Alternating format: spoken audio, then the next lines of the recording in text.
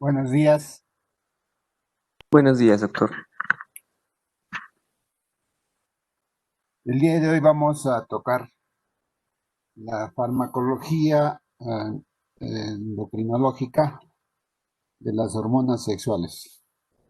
Vamos a empezar tratando la farmacología de las hormonas sexuales femeninas.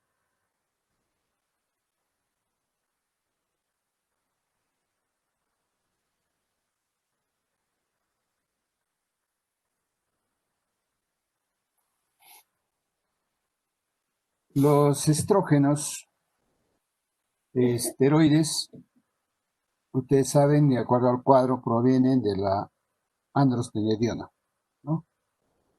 También provienen de la testosterona. El anillo se va a aromatizar y la reacción es catalizada por un complejo enzimático de monooxigenasas del citocromo P450. Este citocromo utiliza el NADPH, ¿sí? Y también vamos a tener en cuenta el oxígeno molecular como sustrato. También es esencial una proteína, la flavoproteína, es ampliamente distribuida, que es una reductasa de la NADP, citocromo P450. Por lo tanto, estas proteínas, las dos, en el retículo endoplásmico de las células de la granulosa del ovario, las células de Sertoli y las de Leydig, de los testículos, del estroma adiposo, sin citotrofoblastos, placentarios, los blastocistos, previos a la implantación, el tejido óseo y regiones diversas, encefálicas y otros tejidos más. Como ven a la derecha, en el ovario, el testículo, la corteza suprarrenal, la placenta en el sistema nervioso central, el hígado, el tejido adiposo, la piel, el músculo, el endometrio y el hipotálamo.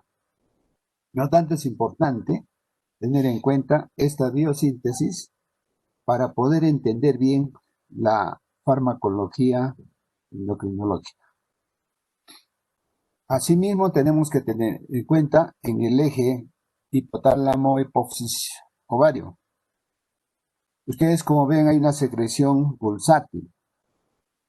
Siempre va a mantener tanto los niveles de LH-FH en un rango normal, ¿no? Esa relación que hay del hipotálamo a la hipófisis es una relación normal y rangos normales. El problema es que cuando se incrementa la frecuencia de los pulsos o se administra en forma continua la LH o FH, ¿no? Si nosotros administramos o hay una pulsación continua de la FH, FSH y de la LH, vamos a ver que disminuyen. Entonces la regulación va a ser negativa de los receptores de las células hipofisiales. Asimismo, estas las hacen insensibles al estímulo. Por lo tanto, vamos a ver ese estímulo sobre las hormonas gonadotróficas, donde vamos a ver que el receptor de folículo estimulante se encuentra exclusivamente en las células de la granulosa. Estas van a inducir el desarrollo folicular y la síntesis de estradiol. Asimismo, como ven en la gráfica, intervienen en el reclutamiento folicular, intervienen en el crecimiento, intervienen en el desarrollo del folículo dominante. La inhibición, ¿no?, es producida en las células de la granulosa folicular y el estrógeno hace un feedback negativo sobre la hormona folículo estimulante. Como ven en el gráfico también, el receptor de la hormona luteinizante es abundante en las células luteínicas, pero también está presente en las células de la teca, ahí mismo donde se producen andrógenos. Estas hormonas de la folículo estimulante actúan sobre el folículo ya maduro, transforma el folículo en cuerpo lúteo, prácticamente las luteiniza, e incrementa la producción de progesterona. También la hormona luteinizante es responsable de la ovulación, la maduración del ovocito y la luteinización del folículo. Los estrógenos tienen efecto inhibidor sobre la liberación de gonadotrofina. Esto se ocurre en la hipófisis. Entonces, el incremento continuo de los niveles plasmáticos de estrógenos durante la maduración folicular daría lugar a una disminución de los niveles de FHLH circulantes. Así, desde el hipotálamo se liberan las hormonas liberadoras de gonadotrofina. Estas van a activar a la liberación de FH y LH desde la hipófisis anterior, las cuales van a actuar en la maduración del óvulo, la hormona folículo estimulante y la mantención de las condiciones endometriales por acción de la hormona luteinizante. Vamos a también a ver que no obstante, este sistema es muy regulado, pero que también tiene características bastante peculiares, con un amplio rango de retroalimentación muy fino, muy ajustado, desde la hipófisis, hipotálamo, y desde el ovario al hipotálamo. Las hormonas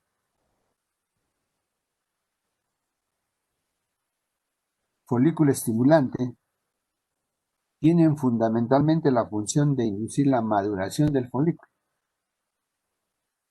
Es un folículo ovular, pero también en la inducción de la formación de estrógenos. El papel de la folículo estimulante, que es la hormona de formación de folículos, estimula el crecimiento del ovario, folículos que se encuentran en el ovario antes de la liberación del óvulo. También podemos mencionar que el papel del estrógeno producido por los ovarios, ¿no? Se tiene la producción de folículo estimulante para que solo un huevo madure y sea el lanzamiento de la hormona luteinizante.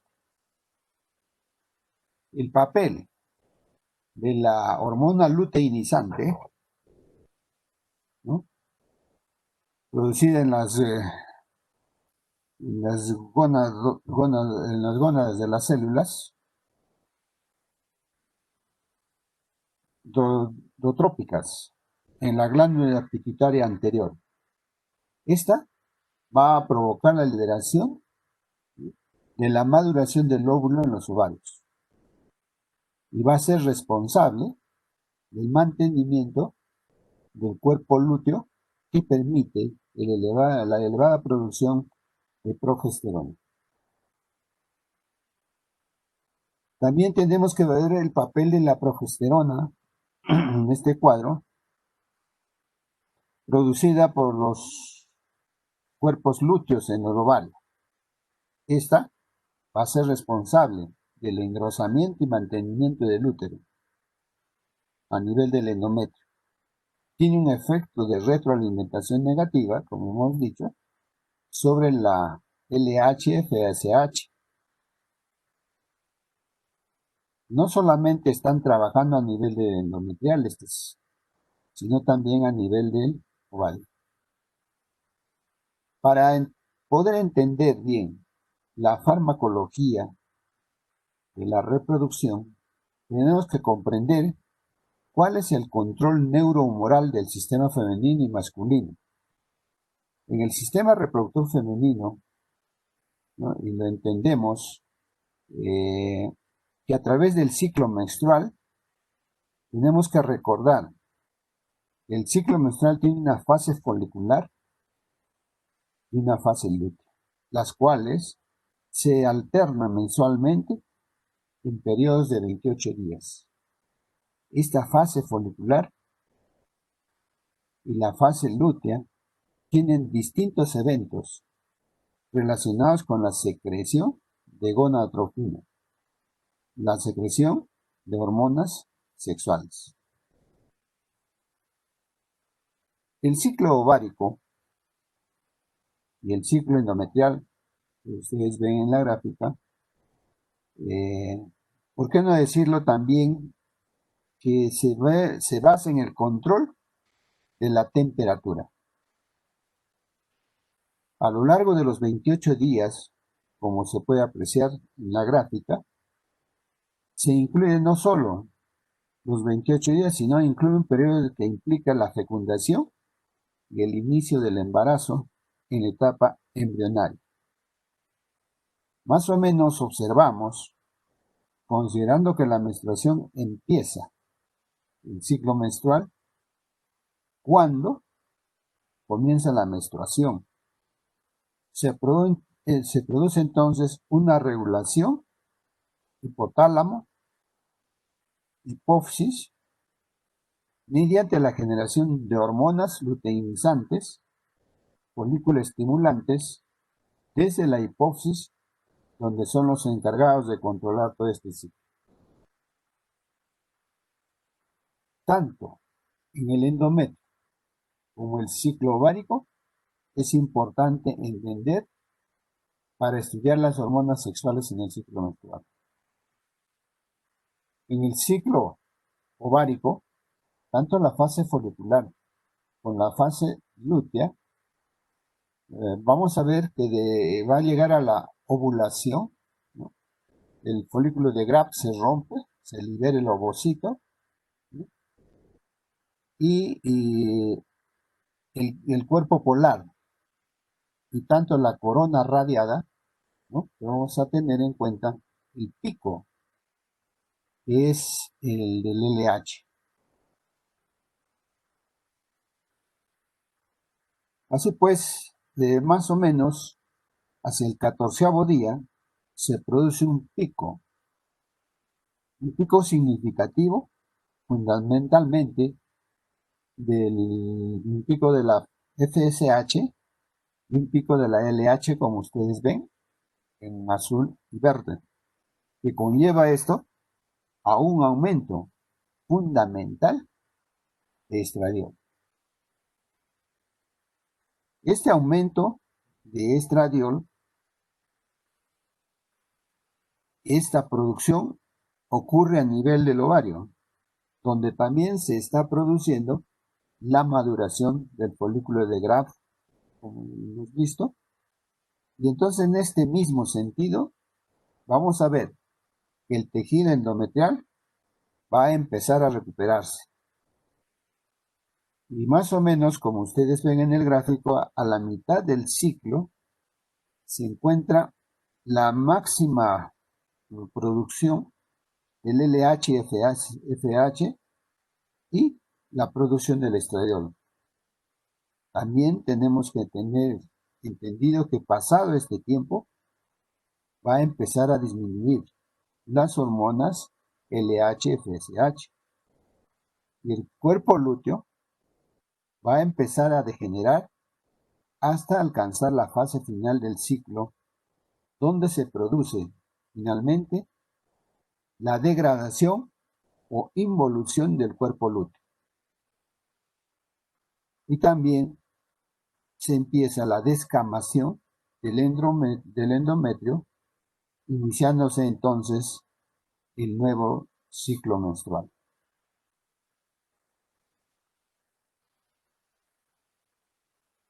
Cuando inicia el nuevo ciclo menstrual, en ese momento, hacia el 14, se retiran los procesos del aumento de producción de la hormona LH-FSH, y entonces va a empezar el aumento del estradiol. Esta producción de estradiol con la maduración del folículo y crecimiento del endometrio alrededor del 14 día, con la liberación del óvulo por la maduración final del folículo de Graf, va a haber la presencia, por ejemplo, del espermatozoide y se va a presentar la fecundación. Y al presentarse la fecundación, se va a producir la implantación, se va a presentar el cuerpo lúteo. En ese caso, se mantiene y por lo tanto aumenta mucho la producción de progesterona y también va a aumentar mucho la producción de estradiol. Pero como ven en el cuadro, también se presenta fundamentalmente la progesterona. ¿Para qué la progesterona? Para mantener las condiciones endometriales. Asimismo también para facilitar la anidación y por lo tanto permitir que el embarazo prospere. Posteriormente comienza a producirse la hormona coriónica humana y es finalmente la que va a ser responsable de mantener el embarazo a largo plazo. En el ciclo menstrual, ya dijimos que comienza con la menstruación y también los pulsos. Los pulsos son fundamentales a recapitular para garantizar la mantención del ciclo. Las hormonas predominantes del 0 al 14 días y del 15 a 28 días, volvemos a recapitular, de 0 a 14 días la CH y de 15 a 28 días la LH. En el ovario está la fase folicular y en el día 15 a 28 tenemos la fase lútea. En la 0 a 14, los efectos del desarrollo y maduración de los folículos, del 15 a 28 días la generación y mantenimiento del cuerpo lúteo.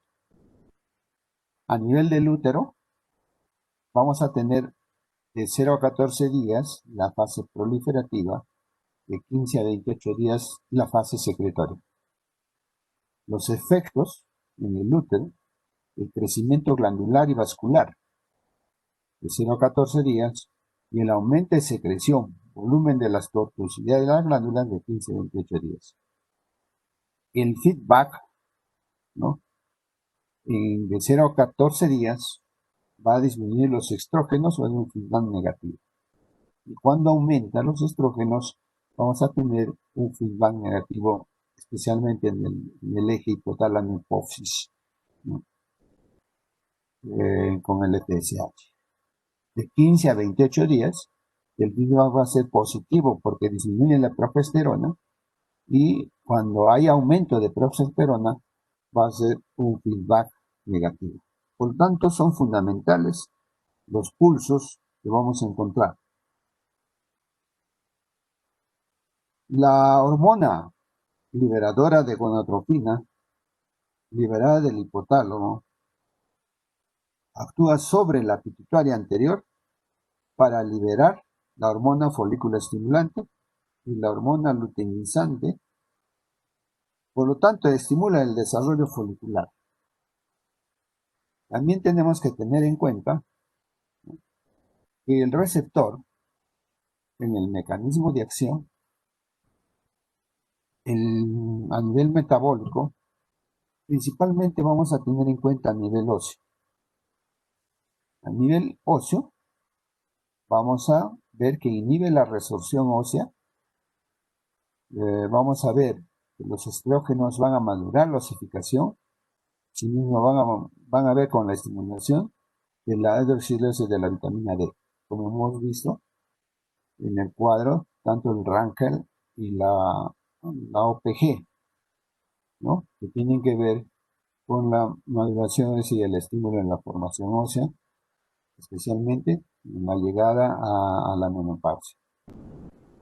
También es importante que este mecanismo de acción en el útero Y vamos a ver que en el endometrio, la proliferación y depósito de glucógeno, que lo hacen los estrógenos, y la progesterona de transformación secretoria del endometrio. La clasificación de los estrógenos, especialmente en los estrógenos naturales. Tenemos el estradiol, 17-beta-estradiol, la estrona y el estriol. En los estrógenos semisintéticos y sintéticos, ¿no?, el etinilestradiol, el mestranol y el quinestrol. Y también tenemos en los no esteroideos, ¿no?, dietiletilvestrol, el dienestrol. La farmacocinética de los estrógenos, la absorción, ¿no?, se va a dar la administración por vía oral, intramuscular,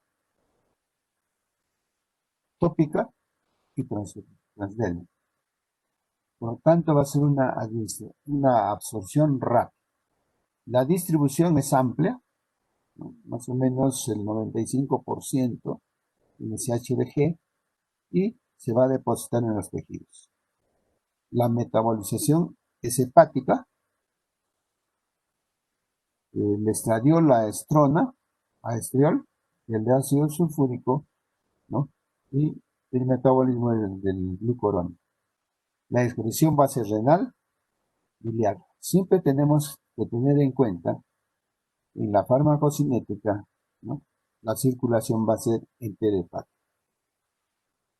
Entonces, en la farmacocinética, las velocidades de absorción, las velocidades de distribución, las velocidades de metabolización, va a depender tanto de esta circulación enterohepática, ¿no?, porque los estrógenos naturales inactivan vía intestinal la distribución, se une a proteínas plasmáticas y en la globulina de unión a esteroides sexuales. Como hemos dicho, el metabolismo de primer paso significativo en la oxidación de la gluconidación y la sulfatación. La excreción renal, ¿no? En las reacciones adversas, tenemos reacciones adversas ginecológicas y reacciones adversas generales. Las reacciones ginecológicas: aumento del moco cervical, aumento del tamaño uterino, la hipermenorrea, metrorragia, menorrea, la dismenorrea, y también el dolor en las mamas y la hiperpigmentación. En forma general, estas reacciones adversas de los estrógenos a nivel cardiovascular, podemos ver en los pacientes hipertensión arterial, ¿no?, infarto agudo de miocardio, migraña. También podemos ver náuseas, vómitos, edemas, ictericia colestásica, carcinogénesis en el endometrio, en el cuello uterino, en la mama, en las células claras de la vagina. Contraindicaciones de los estrógenos en formas absolutas, especialmente en las arterias coronarias. Vamos a ver hipertensión arterial, antecedentes de tromboembolismo, infarto agudo de miocardio, enfermedades arteriales, antecedentes de colestasis, antecedentes de hepatitis, antecedentes de insuficiencia hepática. También en el síndrome de Dubin-Johnson, la porfiria, ¿no?, como condición absoluta, contraindicado los estrógenos, el cáncer genital, el cáncer de mama, pero estrógeno dependientes. En las contraindicaciones relativas, la hipertensión arterial compensada, en la diabetes, alteraciones del ciclo, en el primer trimestre del embarazo, signos de hiperestrogenismo en la litiasis biliar. Siempre también tenemos que evaluar en pacientes que cursan con varices, pacientes que cursan en el climaterio, la epilepsia, en los problemas cardiológicos, los problemas de nefropatías, leiomiomatosis, displasia de mama, de cuello uterino. Los usos terapéuticos, vamos a ver que los estrógenos se utilizan en las insuficiencias ováricas, especialmente cuando cursan con deficiencias estrogénicas. La hemorragia funcional uterina, las dismenorreas, también los estrógenos en el varón, en cáncer de próstata, especialmente pacientes dependientes de andrógenos, en el cáncer de mama y en la anticoncepción. Finalmente, de estrógenos, vamos a mencionar los antagonistas de acción de las hormonas sexuales. Los antiestrogénicos, que son los moduladores no esteroideos, la unión es a receptores estrogénicos, agonistas en algunos tejidos y antagonistas en otros. Estos moduladores antiestrogénicos vamos a tener al raloxifeno, al clomifeno y el tamoxifeno. El raloxifeno es un agonista parcial del receptor estrogénico en el tejido óseo. Vamos a ver antagonista también en la mama y en el endometrio. El agonismo en el hueso es un agonismo positivo, va a disminuir el colesterol total y la LDH. La reacción adversa va a ser los sofocos, la tromboembolia, los calambres nocturnos. Como ustedes ven acá, en la parte del hueso, vamos a ver cómo a nivel osteomuscular la osteoprotegerina y el ranquel se van a alterar. Vamos a ver también que el raloxifeno, este fármaco no tiene efectos sobre el endometrio. Por lo tanto, tiene acciones que lo ubican en el tratamiento de la osteoporosis en la posmenopausia. La posmenopausia donde hay un control. Hay algo que tengo que indicar, que estos pacientes ya en la menopausia con la osteoporosis muchas veces son tratados con esteroides. Y lo que hacen es aumentar la patología a nivel óseo, la resorción ósea, ¿no? Por el problema de los receptores del ranking. Ya lo habíamos visto en el uso de corticosteroides. Por otro lado, tenemos el antiestrógeno clomifeno. Este clomifeno inhibe los efectos del feedback negativo, que va a aumentar los estrógenos, por lo tanto la ovulación. Va a aumentar la secreción del LH y FH, lo que induce a la estimulación ovárica, pues bien aumenta la secreción de estrógenos. Esta estimulación a nivel ovario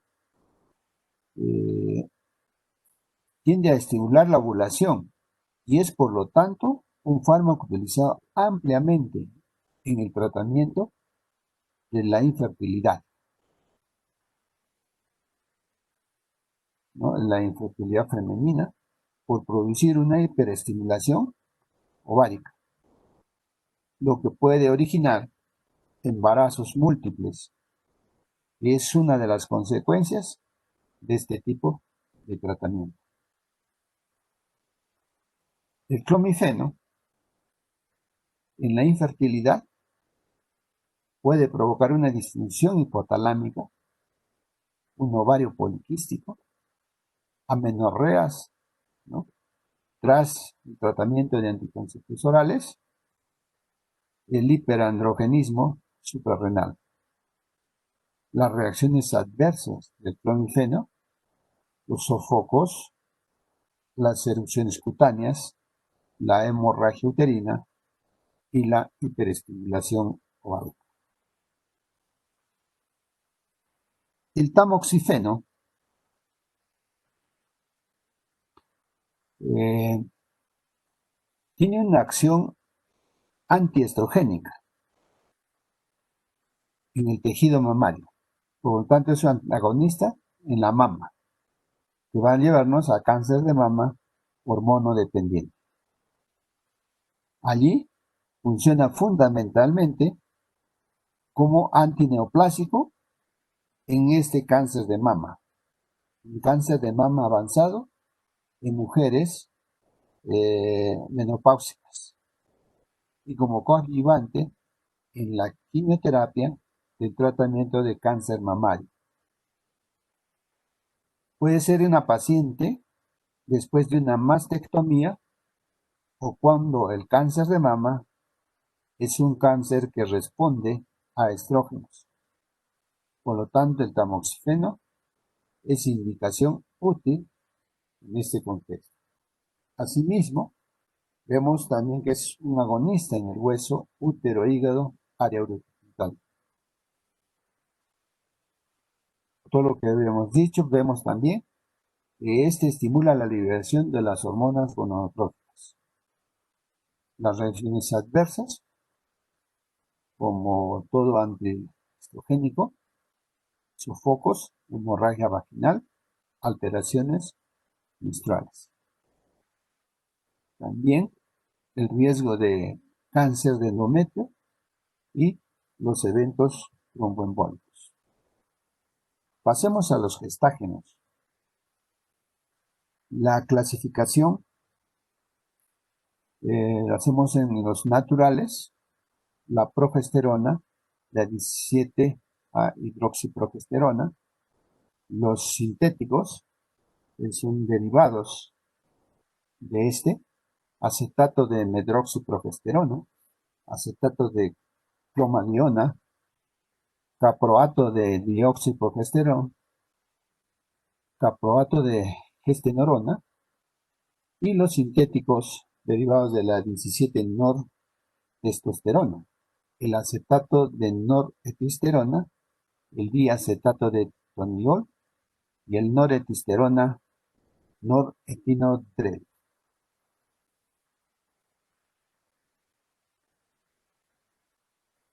La farmacocinética, la absorción por vía oral,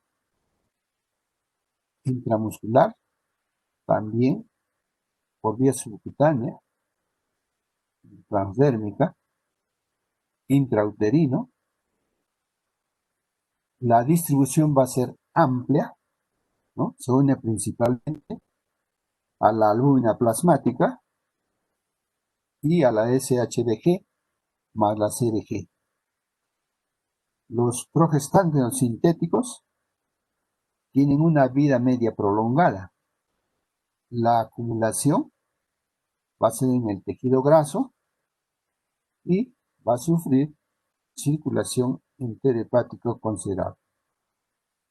El metabolismo a nivel hepático en el 70%, los metabolitos, el pregnadiol, el noretisterona, la conjugación la hace con el ácido glucurónico. También podemos decir que estos gestágenos, la progesterona natural, la metabolización es significativa, especialmente en el primer paso hepático, en la primera fase.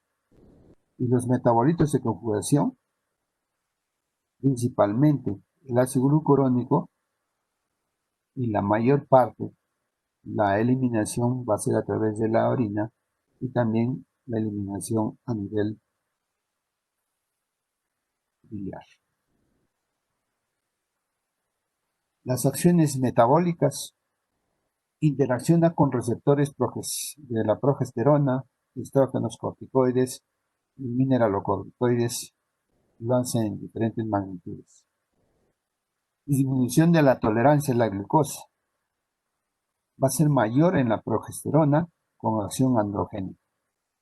Aumentan los depósitos de lípidos, aumento de la LDL, disminución del HDL, ¿no? Lipoproteínas de alta y baja densidad. Favorece la aterogénesis derivados de la 17-norretilbriol. En el sistema nervioso central vemos que aumenta la temperatura corporal, más o menos de 0,56 grados centígrados a mitad del ciclo. También otras acciones a nivel del sistema nervioso central va a ser depresor del sistema nervioso central, ¿no? Porque va a modular los receptores GABA. Y por lo tanto, va a modificar o va a modular el sueño. Las reacciones adversas de los gestágenos, vamos a ver unas reacciones adversas ginecológicas. Atrofia de la mucosa vaginal. Y si hay atrofia de la mucosa vaginal, va a ser muy propensa a una candidiasis vaginal. La hipermenorrea, metrorragia y amenorrea, así también como reacciones del nasal. Ya reacciones adversas generales, el acné e hirsutismo, disminución de la libido, aunque este está con interrogantes, ¿no? Astenia, adinamia, irritabilidad, náuseas, vómitos, diarrea. Va a haber una ictericia colestática, hiperglucemia y también el hiperaldosteronismo. Los desórdenes distróficos, las cefaleas, la depresión, la ansiedad, la debilidad emocional y irritabilidad, como también la tendencia al sueño, y como hemos dicho, que estos pacientes pueden presentar las alteraciones a nivel de los receptores del cloro. Las contraindicaciones, vamos a ver, de los gestágenos, noresteroides. Vamos a ver en adolescentes, pacientes que tienen alteraciones del ciclo, pacientes que tienen antecedentes, problemas hepáticos, especialmente en las insuficiencias hepáticas, en el embarazo y en las metrorragias. En el embarazo, muchas veces, ¿no?, dan tratamientos abortivos, ¿no? Nos pueden llevar a la muerte de estos pacientes. Los usos terapéuticos va a ser como complemento a los estrógenos. En las hemorragias funcionales uterinas, en las dismenorreas, las endometriosis, el cáncer de endometrio de mama, abortos espontáneos, anticoncepción y también el otro uso terapéutico en las pruebas funcionales que se realizan en este tipo de pacientes. Vamos a ver ahora la farmacología de los anticonceptivos. En la farmacología del sistema reproductor tenemos que considerar que los elementos centrales que podemos realizar, por ejemplo, en el reemplazo hormonal, como para tratamiento de otras alteraciones vinculadas con el sistema reproductivo, vamos a ver que se encuentran de manera central el estradiol. Vamos a tener en cuenta la progesterona y vamos a tener en cuenta la testosterona, ¿no? Y los estrógenos.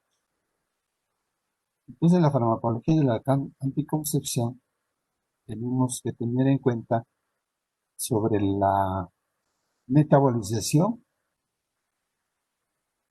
del colesterol, progesterona, androstenediona. Tenemos que tener en cuenta la aromatasa y la 5-alfa reductasa, ¿no? Entonces, estos fármacos del finasteride y anastrozol, ¿no? El oestriol, oestrón o estradiol.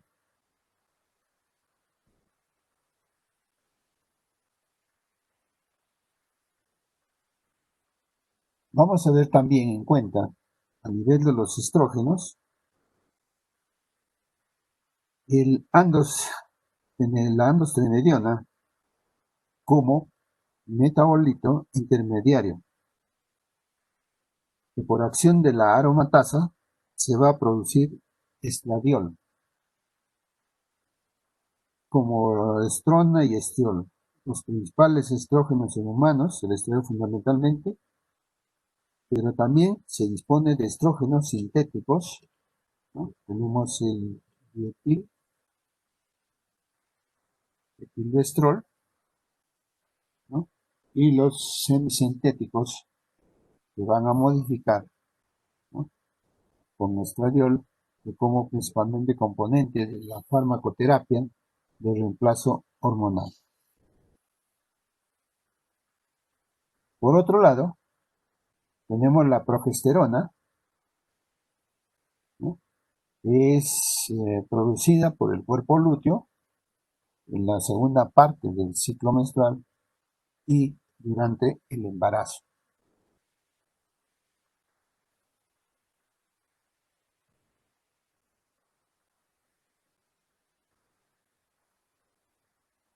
La progesterona es producida por el cuerpo lúteo en la segunda parte del ciclo menstrual y por la placenta, ¿no? Durante el embarazo.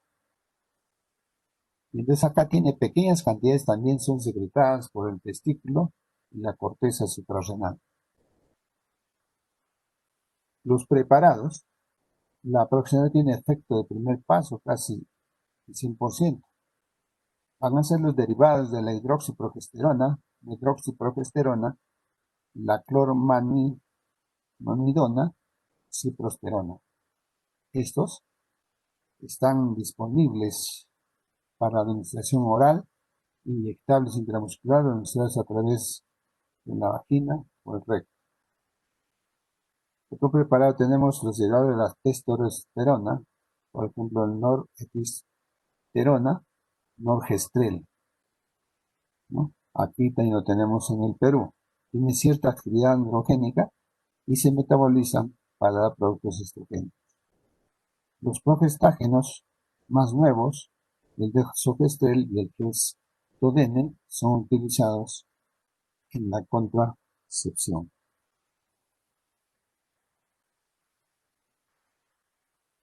Finalmente, de este grupo tenemos a la testosterona, que es el principal andrógeno producido por las células intersticiales del testículo. La dehidroepiandrosterona y la androstenediona son intermediarios importantes que se liberan de las gónadas de la corteza suprarrenal y se convierten en testosterona en el hígado. El mecanismo de acción: la testosterona actúa mediante un metabolito activo, la deshidrotestosterona, ¿no? Convertida localmente por una 5-alfa reductasa, como viste en la metabolización y la síntesis de estas hormonas. Asimismo, también la testosterona, vamos a ver que tiene un metabolito activo, ¿no? La 5-alfa reductasa. Se produce en algunos tejidos que son factores de transcripción. Tenemos que tener en cuenta que estos fármacos también tienen que tener en cuenta que modifican la transcripción al interactuar con receptores nucleares. Las acciones producen virilización del tracto genital en el embrión masculino y regulan la producción del LH, ¿no? Y el ICSH en células de la hipófisis anterior. En el sexo, las acciones en prepúberes producen cierre prematuro de la epífisis de los huesos largos.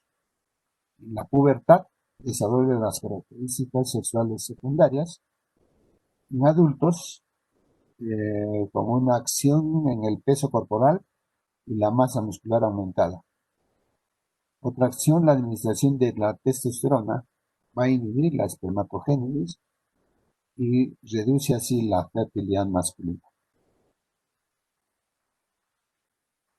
Existen diferentes preparados, ¿sí?, que pueden provocar infertilidad y cierre prematuro de las epífisis.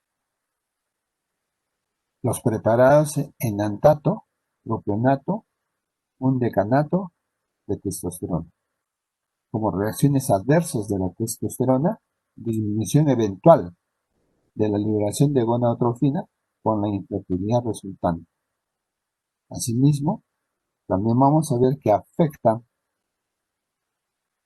el crecimiento en los niños, ¿no? Esto va a ser a través de la fusión prematura de las epífisis.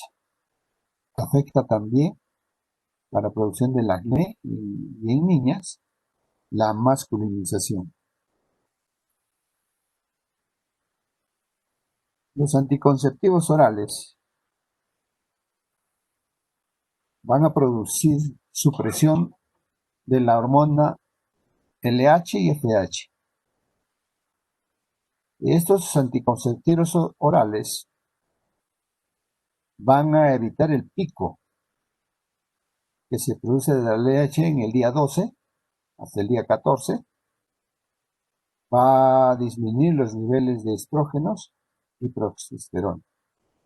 Estos anticonceptivos orales, ¿no?, en el 50%, lo que va a producir estos 3 puntos, la inhibición de la ovulación, y en el 50%, alteraciones en el endometrio, alteraciones en el moco cervical, y también va a haber alteraciones en la trompa. Las fórmulas que podemos presentar: preparados monofásicos, preparados bifásicos secuenciales, preparados trifásicos, las mini píldoras de gestágenos, la lactancia, las píldoras mensuales, el tinestrol, y en forma intramuscular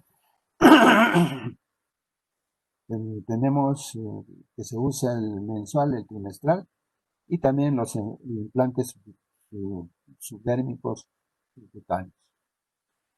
Los efectos beneficiosos: regulación de la menstruación, también se utiliza como para alivio de las dismenorreas.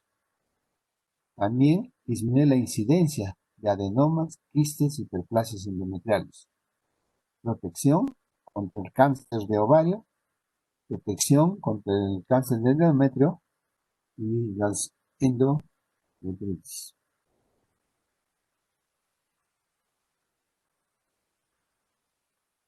Nosotros tenemos distintas opciones de anticonceptivos hormonales. Asimismo, podemos utilizar los combinados, compuestos por estrógenos generalmente y letinilestradiol. Podemos utilizar estos anticonceptivos hormonales a distintas dosis. Como también vemos en el cuadro, ¿no? Los gestágenos, que pueden ser acetato de ciproterona, puede ser gestodeno o también hidrospirenona. También hay muchos otros combinados que incluyen los derivados de la testosterona, los etinilados, ¿no? Y los no etinilados.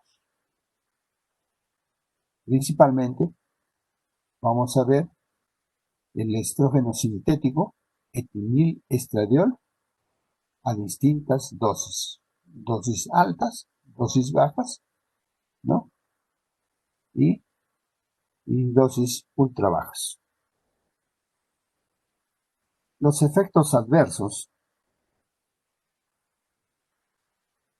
vamos a ver el aumento de peso debido a la retención de líquidos o un efecto anabólico, o pueden ser ambos. Otro efecto adverso, las náuseas leves, el enrojecimiento de la piel, mareos, depresión, irritabilidad. Cambios en la piel. Esto se ha presentado, por ejemplo, en el acné o también el aumento de la pigmentación. La amenorrea, de duración variable al dejar de tomar la píldora. ¿Qué interacciones podemos tener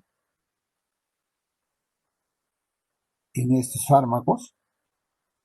Por ejemplo, con el CIP, ¿no? Como hemos visto en las primeras clases, con la fenitoína, el fenobarbital y la rifampicina. Depletores de la flora, por ejemplo, los antibióticos. La unión a proteínas con anticoagulantes. La unión a proteínas también con los glucocorticoides, como hemos visto en el óseo, hipoglucemiantes, ¿no? Cuando hay una descompensación. Cuando utilizamos progestágenos solos, también son anticonceptivos. Acá tenemos, por ejemplo, la medroxiprogesterona, ¿no? La norepisterona, el levogenestrel o etinodiol. Aquí se debe garantizar los niveles continuos, por lo que estos fármacos se deben usar ininterrumpidamente por vía oral o también se aplica por inyección de depósito, 3 meses o implantes hasta los 6 meses. La acción es principalmente sobre el moco cervical, que se hace inhóspito a los espermatozoides. El progestágeno probablemente también obstaculiza la implantación a través de los efectos sobre el endometrio y sobre la motilidad y la secreción de las trompas de Fallopian. Las indicaciones, ¿no? Para algunas mujeres el estrógeno está contraindicado cuando la presión arterial aumenta por el uso de estrógeno.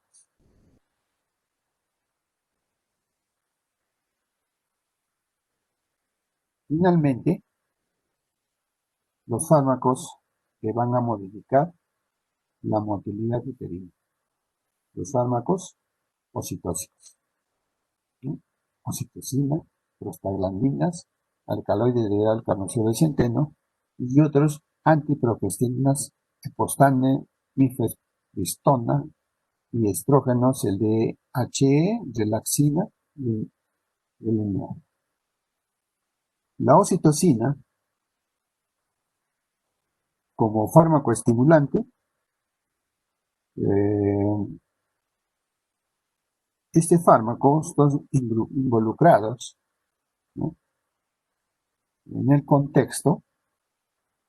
La liberación de oxitocina es estimulada por la dilatación cervical o también estimulada por la succión.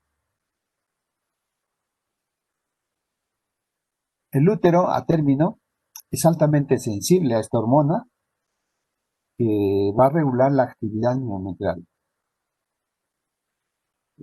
Nosotros utilizamos nuevamente por infusión intravenosa lenta para inducir el trabajo de parto. Esta va a provocar contracciones coordinadas en amplitud y frecuencia regulares que viajan desde el fundus hasta el cuello uterino. El útero se relaja completamente entre las contracciones. La oxitocina también contrae las células mioepiteliales en la glándula mamaria. Tiene acción vasodilatadora y también se usa para inducir el trabajo de parto. Aquí quiero indicar que tenemos que tener en cuenta que cuando nosotros aumentamos la dosis y aumentan las contracciones uterinas y estas se va volviendo más persistentes, la mala utilización de la oxitocina, ustedes cuando estén haciendo su internado, estén en el hospital, van a ver que como estoy apurado y quiero dormir, como la mayoría de embarazos para inducción del parto se da en las madrugadas, generalmente le hago aumento el goteo, ¿no? Ya no es en forma lenta, sino a goteo rápido, empiezan las contracciones aceleradas. Por lo tanto, este útero, si no está bien evaluado el paciente, muchas veces induce a complicaciones. Complicaciones que lleva a hacer ya tratamiento quirúrgico. El tratamiento quirúrgico de estos pacientes termina por cesárea en un útero totalmente contraído, ¿no?, y puede provocar una ruptura uterina si no se controlan estas dosis. También hemos visto que tiene una acción antidiurética, por lo tanto, puede provocar retención importante de agua. La hipertensión arterial que puede provocar la oxitocina. Durante la cesárea, si nosotros colocamos la oxitocina en el piso, en ginecología obstetricia, se ha inducido el parto. Ya tenemos una cantidad de oxitocina. En la poscesárea se administra también oxitocina, ¿no?, 10 unidades internacionales. Por lo tanto, la sobredosis puede provocar hipertensión arterial, puede provocar muerte. Por lo tanto, no es un fármaco inocuo y requiere tratamiento especializado. Nosotros, viendo ya la farmacología de la oxitocina, utilizamos dilución de 10 unidades, ¿no? Lo llevamos a 10. ¿A qué me refiero 10? Una ampolla de oxitocina, coloco dextrosa o cloro de sodio, lo llevo a 10 centímetros y coloco un tercio. Por lo tanto, ya no coloco 10 unidades, sino coloco 3.3 unidades internacionales, tan solo para llegar a la estimulación, ¿no?, de la contractura muscular.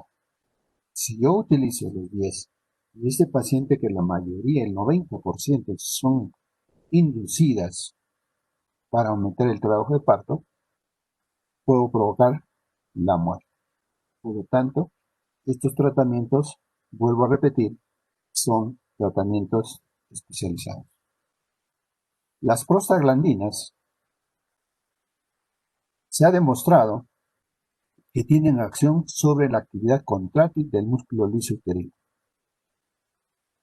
A medida que avance el embarazo, el número de receptores de prostaglandina van a aumentar. Asimismo, la producción y la sensibilidad de los receptores, ¿no?, aumenta. Por lo tanto, cuando el útero grávido y no grávido, las prostaglandinas son capaces de inducir contracciones. Lo hace más eficazmente hacia el final del embarazo. Además, las prostaglandinas están involucradas no solamente en el trabajo de parto, maduración del cuello, sino también en las dismenorreas o menorragias. Estas dos últimas, en el uso de inhibidores de la síntesis de prostaglandinas, como el ácido mafenámico, va a ser útil. El misoprostol, ¿no?, se usa para inhibir el trabajo de parto. La inhibición del misoprostol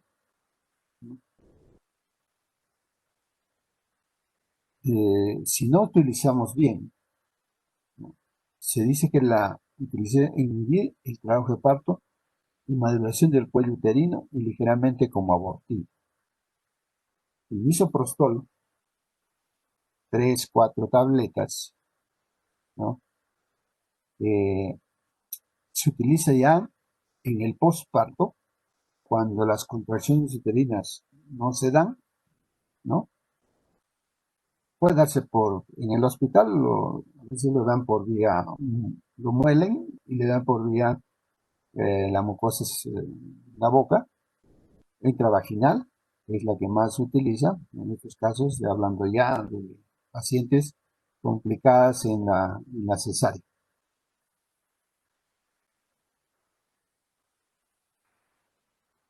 Vamos a pasar a los fármacos tocolíticos. Acá tenemos los agonistas beta-2 adrenérgicos, los calcio antagonistas, el sulfato de magnesio. También tenemos principalmente los AINES, antagonistas de la oxitocina, anticitoquinas, interleucina 10, inhibidores de factores necrosis tumorales, interleucina 1 y estimulantes de los canales de calcio. Los inhibidores tocolíticos, por ejemplo, en amenaza de parto prematuro, cuando el embarazo no ha llegado a término, alrededor de la semana 28, se puede detener momentáneamente la actividad con salbutamol, ¿no? Vamos a ver que inhibe las contracciones espontáneas o inducidas por la oxitocina en el útero embarazado. Se utiliza para prevenir el parto prematuro que ocurre entre las 22 y 33 semanas de gestación en los embarazos no complicados. Puede también retrasar el parto 48 horas, tiempo que puede ser usado para administrar corticoides a la madre para madurar los pulmones fetales, que ya habíamos visto en la clase anterior, y reducir el estrés respiratorio neonatal.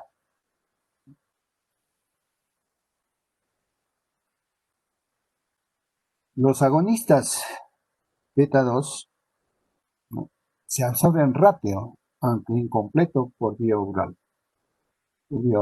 El uso intravenoso es común para el comienzo de la terapia tocolítica, seguida de mantenimiento por vía oral.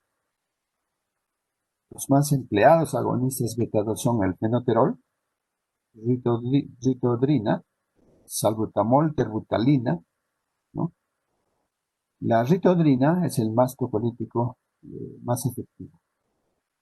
La dosis podemos utilizar de rescate 60-80 miligramos diluidas en 1000 cc de cloruro de sodio al 9 por mil. Administrado por vía endovenosa de 50 a 350 microgramos por minuto, revalorando a los 20 minutos. Si hay una dilución de 60 a 80 miligramos por mil y la dosis de 50, 30, 350 microgramos por minuto, ¿no?, empezamos a hacer las conversiones de miligramos a microgramos y tenemos que tener en cuenta la división en 1000 para ver el goteo que esté en 50 a 350 en un minuto. Por lo tanto, de 50 y 350 en un minuto, ¿cuánto es el goteo? Si utilizamos goteo, un equipo de venoclisis tiene 20 por minuto, un centímetro cúbico. Y si utilizamos microgramos, tenemos que utilizar microgoteros, que son 60 microgotas en un minuto. El índice de acción de los agonistas beta 2, 5 minutos, 30 a 60 minutos. Duración del efecto, 3 horas por vía oral y 45 minutos por vía venosa. Vamos a ver que retrasan el trabajo de parto por 48 horas. Los efectos adversos se pueden presentar a nivel materno y a nivel fetal. A nivel materno vamos a encontrar taquicardias, angina, hipotensión, hipocalemia, hiperglicemia, ansiedad, edema pulmonar, taquifilaxia. A nivel fetal, vamos a ver la hipoglicemia, tenemos efectos cardiovasculares, ¿no?, como la taquicardia, ¿no?, generalmente semejantes a los maternos. Los calcio antagonistas, el nifedipino, el irapidina. El inicio de acción, vamos a ver a los 5 minutos, duración de los efectos de 4 a 8 horas. Se ha hecho un estudio metaanálisis, controlar retrasa el parto más o menos 7 días. Dosis de 10 miligramos sublingual cada 20 minutos por 4 dosis, luego de 20 miligramos oral cada 4 a 8 horas. La ventaja sobre los agonistas beta 2 es que no inducen taquifilaxia y no hay efectos cardiovasculares. Más bien lo contrario, los efectos adversos: hipotensión, taquicardia, náuseas, cefaleas, el flushi, el infarto placentario. Los canales de calcio de tipo T, de tipo T activados con baja tensión, se han implicado, ¿no?, en oscilaciones de calcio como actividad de marcapasos y contractilidad del músculo liso. Las bajas dosis de nifedipino y beta-adrenérgicos van a ver que mejora la relajación uterina y va a producir menos efectos adversos.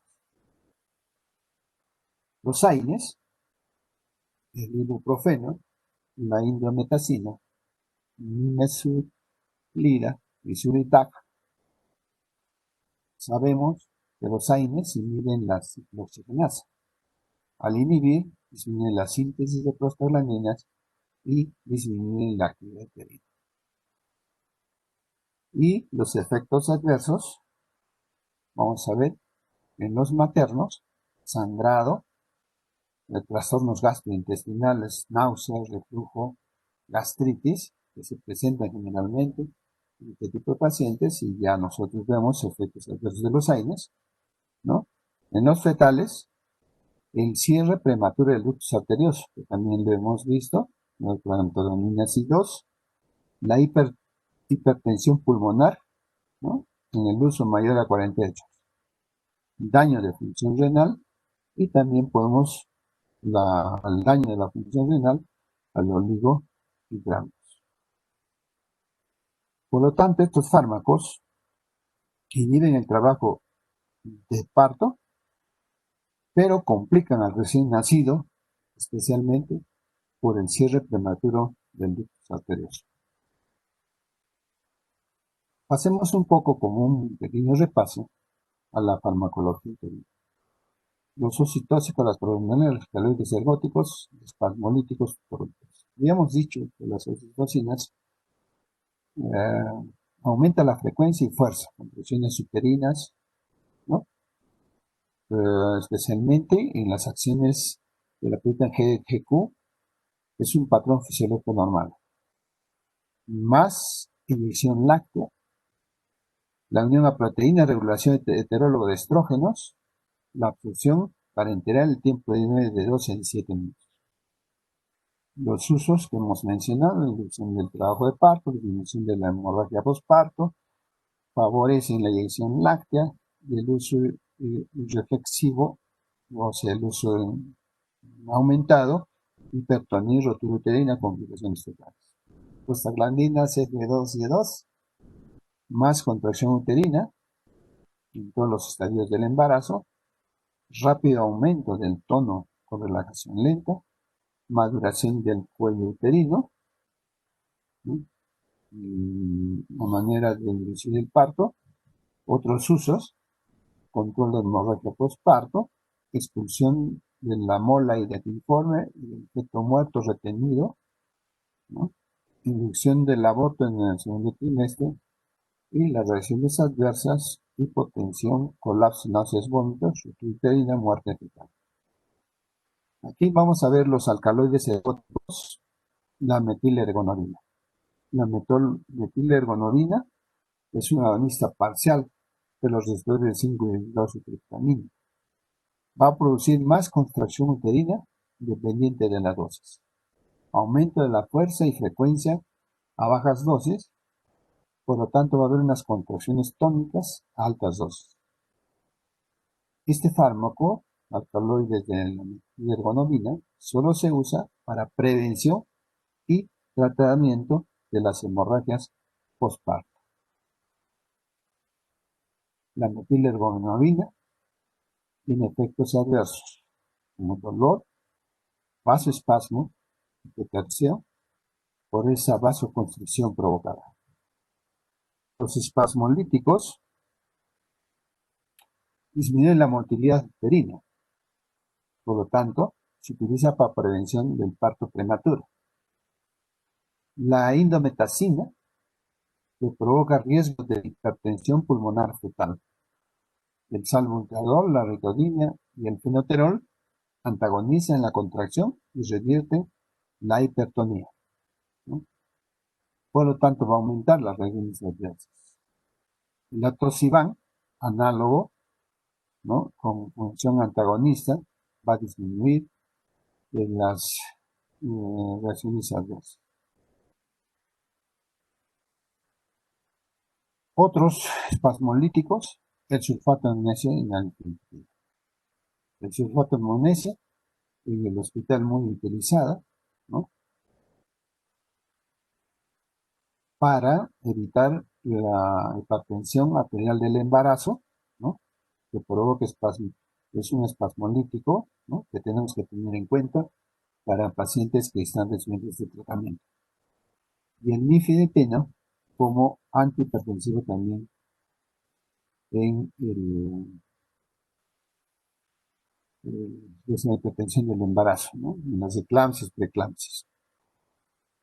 Otro fármaco es la prolactina, inicio y mantenimiento de la lactancia. La secreción inhibida por la dopamina, especialmente de los receptores dopa 2. La secreción estimulada por succión, sueño, ¿no?